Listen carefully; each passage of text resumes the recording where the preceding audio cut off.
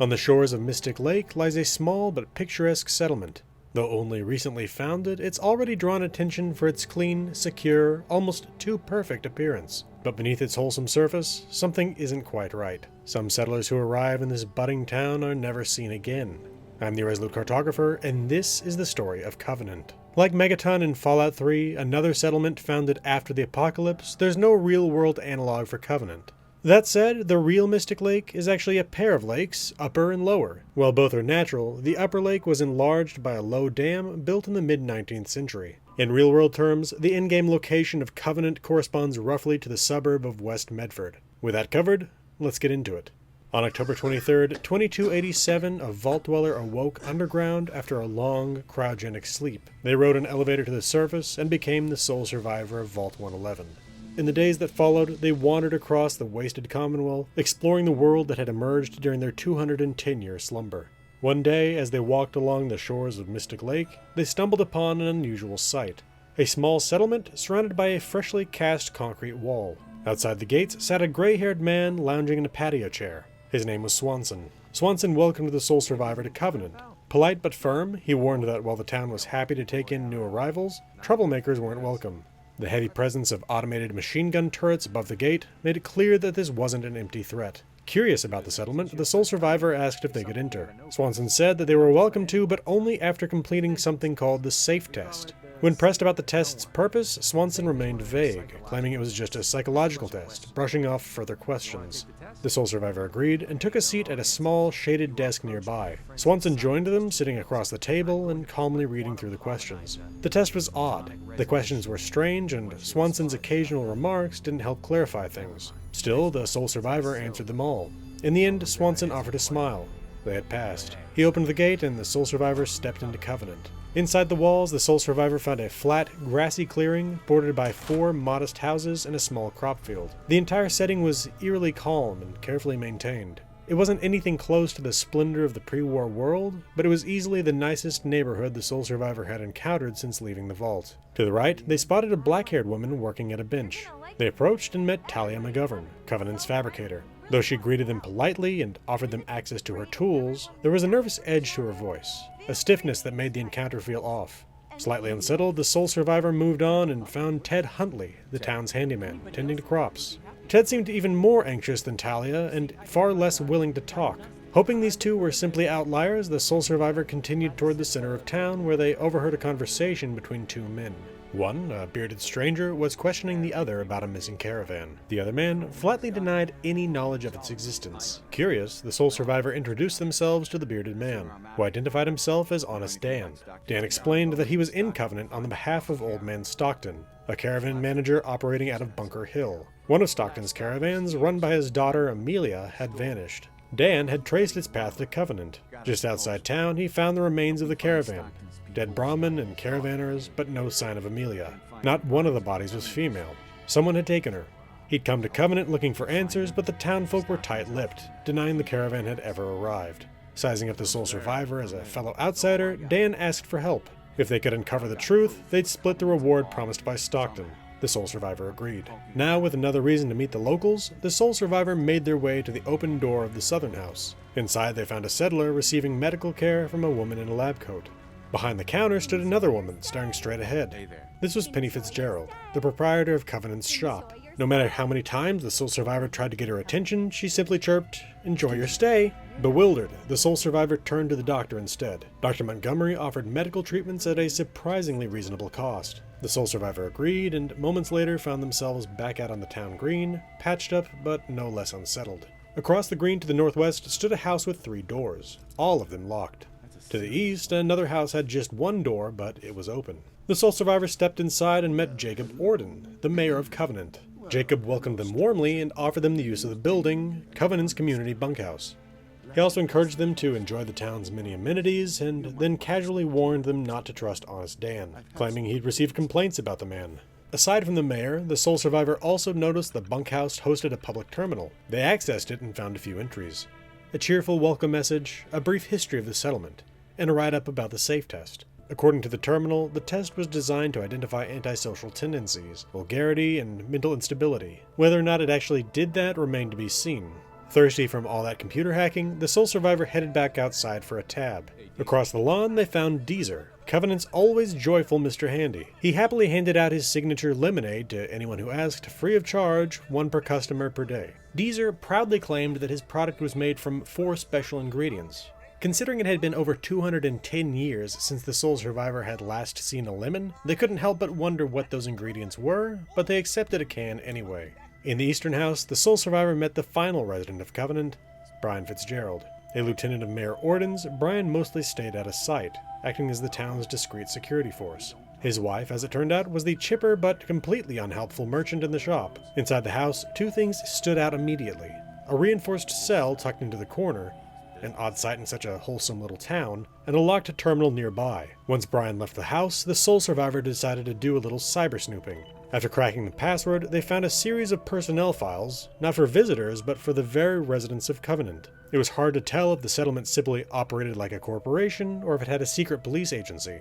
Either way, it was clear that these people weren't just friendly townsfolk, they were operatives on a larger mission. The exact nature of that mission wasn't immediately clear, but one thing was. They had a serious problem with the Institute and its synths. The sole survivor already knew of the Institute and their creations, both those that were patently robotic and those that were disturbingly human. There were rumors in the Commonwealth that the Institute would create replicas of people and quietly replace them. Still, how Covenant, the safe test, and the missing Stockton Caravan tied in all this remained a mystery. Then they found the proof they'd been looking for. An incomplete letter written by Jacob Orden referencing a troublesome fisherman interfering with her ability to travel to and from something called the Compound.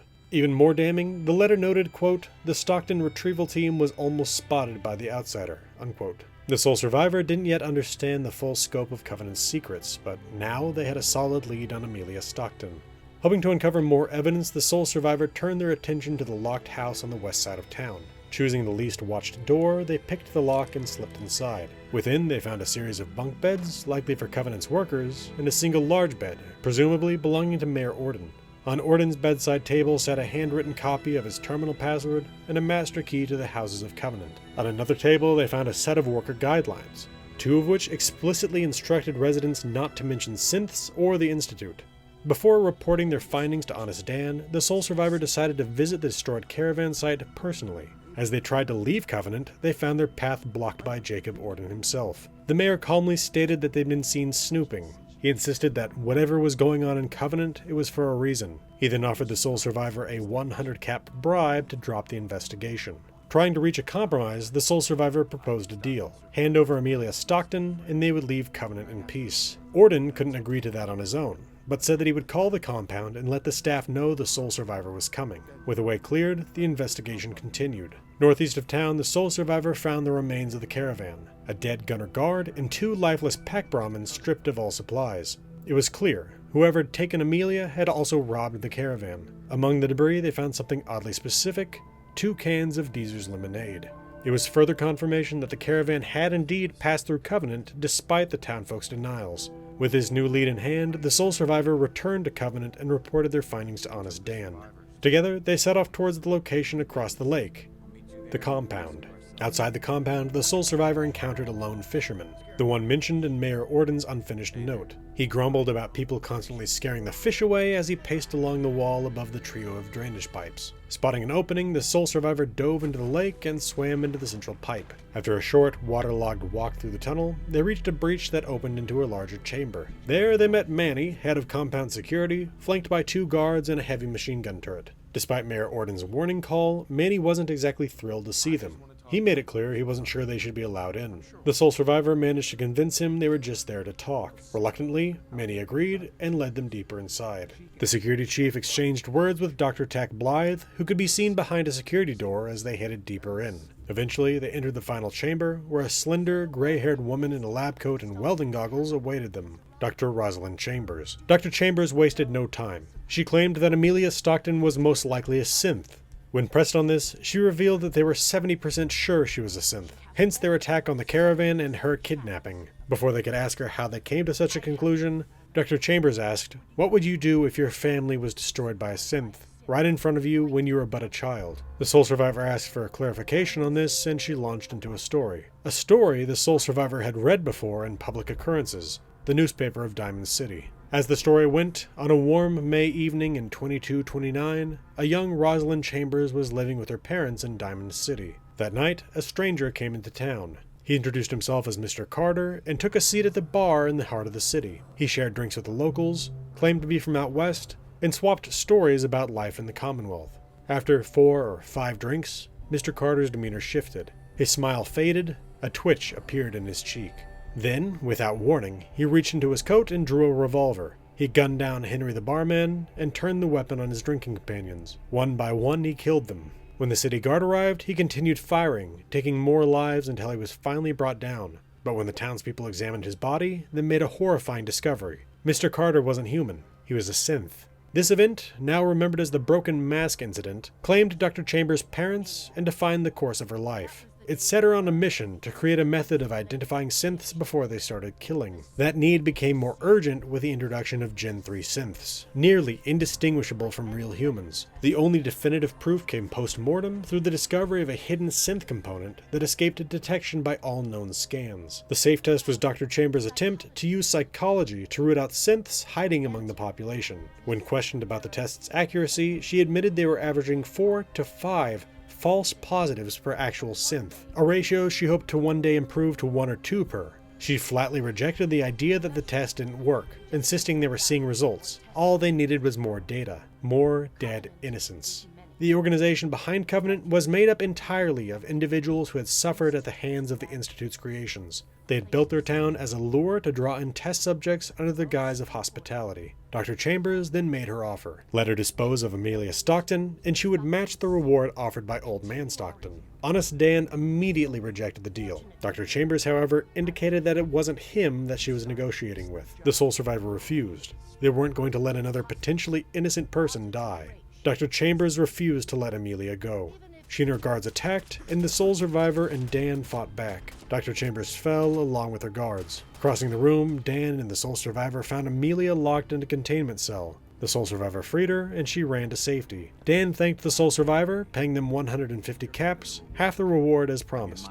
With that, Dan made his exit. The sole survivor remained, turning their attention to the rest of the compound. Left alone, save for the corpses of Dr. Chambers and her guards, the sole survivors set out to learn everything they could about the people behind Covenant. They read through terminal entries, listened to holotapes, and cleared out the remaining security personnel and Dr. Blythe. Piece by piece, a clearer picture began to form. The doctors overseeing the safe test program had long-standing disagreements. Covenant was bleeding caps and risked drawing dangerous attention from the Institute. Even robbing the caravans of suspected synths wasn't covering their costs. As horrifying as their actions were, the group had gone out of their way to avoid collateral damage when possible. When Honest Dan began asking questions, they suspended operations rather than silence him. The fisherman interfering with travel to and from the compound was left alive. These decisions were, in part, to avoid exposure, but they also show that they weren't patently bloodthirsty. That mercy, however, was never extended to the people brought to the compound. From what the sole survivor could gather, Swanson was responsible for flagging potential synths during the safe test.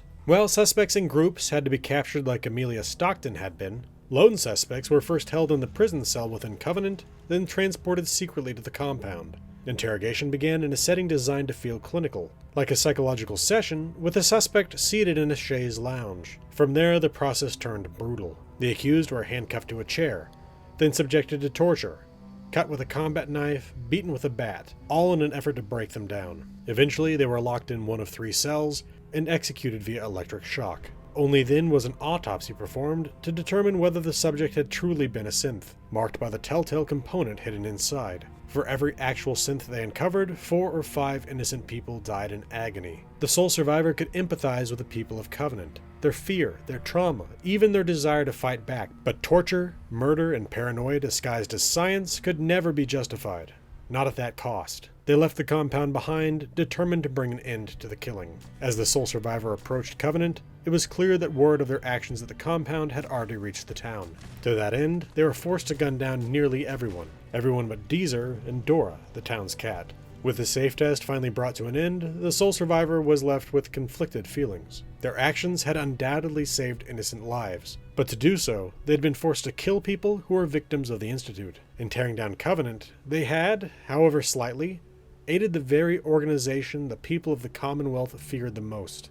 As General of the Minutemen, the sole survivor claimed the empty shell of Covenant for the cause and began preparing the settlement for new inhabitants. Alright, that covers the narrative, but before closing things out, I have some extensive notes. First, I presented what I view as the most likely and best version of events to unfold in Covenant and the compound, but there are several ways this can go differently. We'll start with the smallest deviation from the story as told. When the sole survivor and Honest Dan reached Dr. Chambers, she gave them the explicit choice of working with her or against her. If the sole survivor chooses to work with her, Honest Dan turns hostile, at which point the sole survivor has to kill him. Dr. Chambers then kills Amelia using the electrical trap in her cell. This allows the sole survivor to check Amelia's corpse, revealing a synth component, and the fact that Amelia Stockton was in fact a synth. Dr. Chambers tells the sole survivor that there will be more to Covenant for them now, and they head back across Mystic Lake. The people of Covenant are all happy to see them, and express their relief that they're on the same side. The sole survivor can express their wish to help the people of Covenant even more. Jacob Orden expresses that he actually wishes to help them by offering Covenant up as a settlement for the Minutemen. Aside from that, we have multiple versions of events in which the sole survivor arrives at the compound without Honest Dan. The first version of this involves the sole survivor being contracted by Dan, but not telling him about the compound after its discovery. This version of events plays out practically identically, except, when reaching Dr. Chambers, if the sole survivor allies with Covenant, they don't have to kill Honest Dan. On the other side of things, if the sole survivor chooses to free Amelia, the quest doesn't end in the compound. Instead, they have to leg it to Bunker Hill and Old Man Stockton. The way the conversation between the sole survivor and Old Man Stockton goes depends upon circumstances in the Commonwealth and the different affiliations of the sole survivor. In a Commonwealth post-Institute victory, Old Man Stockton pays the sole survivor 300 caps and tells them that he's planning to flee with his daughter and suggests they flee as well. If the main quest has not been completed and the sole survivor is not a member of the Railroad, he tells them that Dr. Chambers was crazy and Amelia is his daughter. However, if they are a member of the Railroad, this conversation is quite strange. He reveals that he knows Amelia is a synth. He also relates that she doesn't know that she's a synth, but he does fear that, with all that the compound has put her through, she will soon become aware that she is a synth. He tells the sole survivor that he has moved Amelia on to a safer location. Further, he explains that he considered contacting the Railroad to get their assistance, but because of the prevalence of raider attacks on his caravans, assumed that it wasn't a synth-related matter. In either case, he tells the sole survivor he hired a mercenary, but that he should have hired them instead, and pays the sole survivor 300 caps. This is the only real difference between the account detailed in the narrative and this version of events, as in both cases the sole survivor has to deal with the hostile forces in Covenant. Next, there is the version of events in which the sole survivor simply stumbles across the compound while exploring the outskirts of Lexington. If this happens, they're challenged by Manny and his usual pair of compound guards backed up by a turret. If the sole survivor is charismatic enough, they can talk their way out of the situation, and back out of the compound. If, however, they simply attempt to suggest that they stumbled across the place while exploring, Manny apologizes before attempting to kill them. The sole survivor can then blast their way through the compound, killing Manny, Blythe, and a dozen compound guards, before coming to Dr. Chambers. While they might simply fire on Dr. Chambers right off the bat, as they might assume that she is hostile, the sole survivor can actually talk to the doctor and have basically the same conversation as I detailed in the narrative. At the end of this conversation, they are presented with the same choice: let Dr. Chambers go, at which point she kills Amelia, or kill Dr. Chambers and release Amelia. Following the first of those, upon leaving the compound, the sole survivor can head across Mystic Lake, where the people of Covenant treat them as an ally, despite the fact the sole survivor killed over half of the operation's population. Just as before, Jacob Orden offers up Covenant as a settlement for the Minutemen. If the sole survivor instead chooses to kill Dr. Chambers and free Amelia, they will have to clear Covenant just as detailed in the main narrative, and have to head to Bunker Hill to speak with Old Man Stockton for their reward. The biggest change to the events occurs if the quest is attempted in the post-game when the Institute has been destroyed. If the sole survivor first reaches Covenant after this victory, the gates are flung wide open, with no attempt at administering the safe test from Swanson. Honest Dan isn't in town, and in fact the quest can't be started at all. If the sole survivor heads for the compound, they're not challenged by Manny and his cronies. They can, in fact, walk through the base, picking locks here and there as needed, and make their way all the way to Dr. Chambers, who proclaims, "I will not beg for my life." The sole survivor can even free Amelia, but she will not flee. If they go to Bunker Hill to speak with Old Man Stockton, he has little to say aside from identifying himself. This is by far the most bizarre version of events, having completed the quest a half dozen times prior to attempting this. In truth, I wish that Bethesda had created a post-Institute destruction version of events. I don't know what that would entail, but surely the destruction of Dr. Chambers' enemy, and their capacity to produce the synths she has dedicated her life to eliminating, should have had an effect on her. I would have welcomed any change, really. An abandoned compound, a suicidal Dr. Chambers, assuming she would have gained clarity on her murder of innocents in pursuit of a goal that turned out not to be necessary. I don't know. Just anything would have been good here. Anyway, let's cover the most minor alternate versions of events before moving on. With a high enough charisma, the sole survivor can in fact get Swanson to name Institute synths as the undesirables they're trying to keep out. This is not something he talks about by default, nor is it something he's supposed to talk about. I left it out at the beginning because I wanted to create a bit more dramatic tension as the story started. If the sole survivor succeeds in this charisma check, they can also ask Jacob Orden if Covenant has a problem with synths.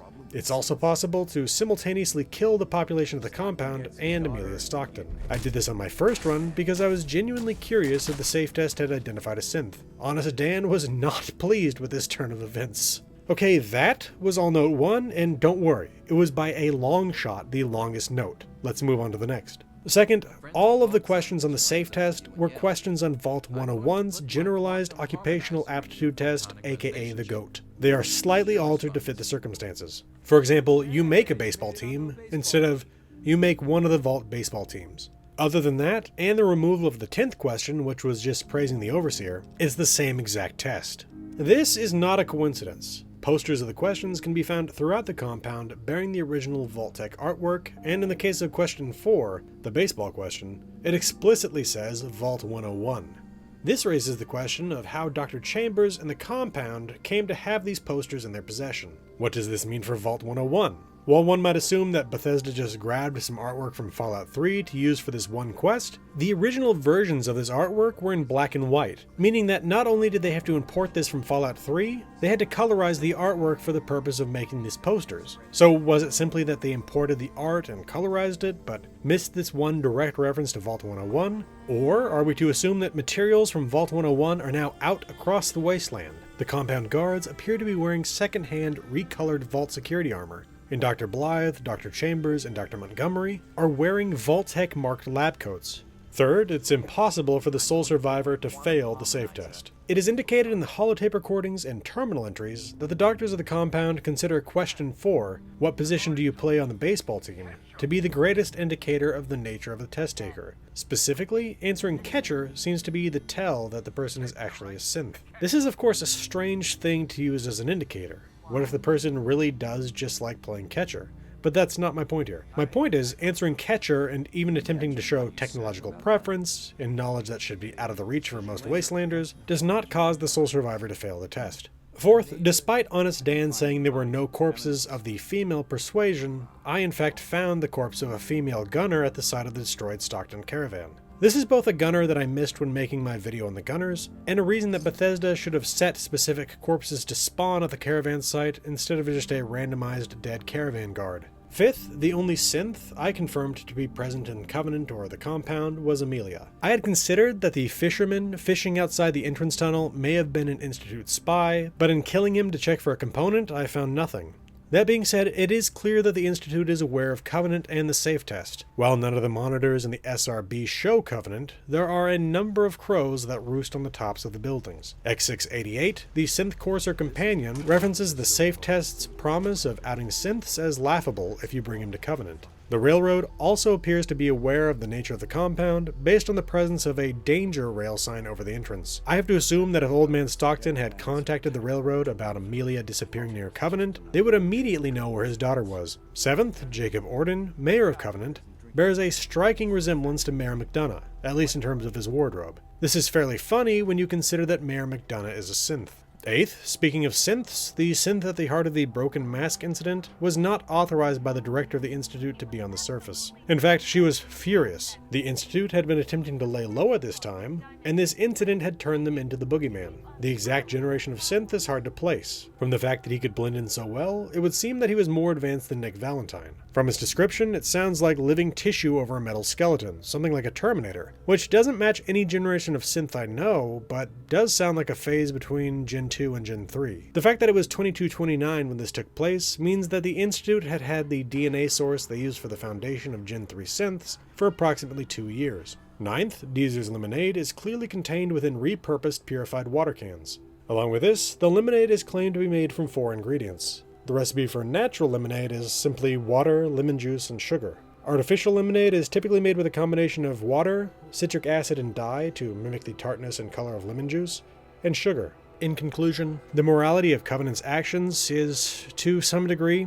in the eye of the beholder, and heavily dependent on one's view of synths. I don't think it's particularly debatable that torturing and murdering 5 innocents for every synth is a deplorable practice. The real question is whether you believe the synths they did capture are worthy of such treatment in the first place. Personally, I don't believe that a synth by its nature deserves death. That said, if you see the Institute as an enemy in a war, then infiltrator synths, those that replace real people and serve the Institute, are undeniably soldiers of that enemy. While they may not be willing soldiers, the nature of war has necessarily resulted in the deaths of millions of soldiers, many of whom were unwilling conscripts. I don't have an issue with defending oneself against an infiltrator synth, but I also don't believe that all synths are the same. If the compound had captured one of the many synths who escaped the Institute, free-thinking, independence-seeking individuals, then killing them would be a terrible and tragic mistake. No, I don't see synths as humans, but I do believe that any conscious being capable of self-determination deserves consideration, especially if they pose no threat to you or anyone else. That's just my take. I'd love to hear your thoughts on this, because this is something that I've struggled with. Alright, that'll do it for this video. Follow me on X for lore video announcements at Gaming with Maps. My Discord's open to the public, there's a link in the channel's banner. I stream every Friday evening on YouTube, come check it out if you're interested. If you appreciate what I do here, and you want to support the channel financially, you can become a member on YouTube or a patron with Patreon. I want to thank my channel members and patrons Mesothelioma, 76 of Texas, Dark Malcontent, Real76, Dr. Orion, Samsung Smart Fridge, Night Spearhead, Electric Head, Hero Cunning, Laced Cake, Osborne and Bread 73, NB Mole Miner, Clay, and those who have made super chats for their support. I also want to specifically thank Dark Malcontent for helping with this video's script. This has been the Irresolute Cartographer. Thanks for watching. I'll see you again next time.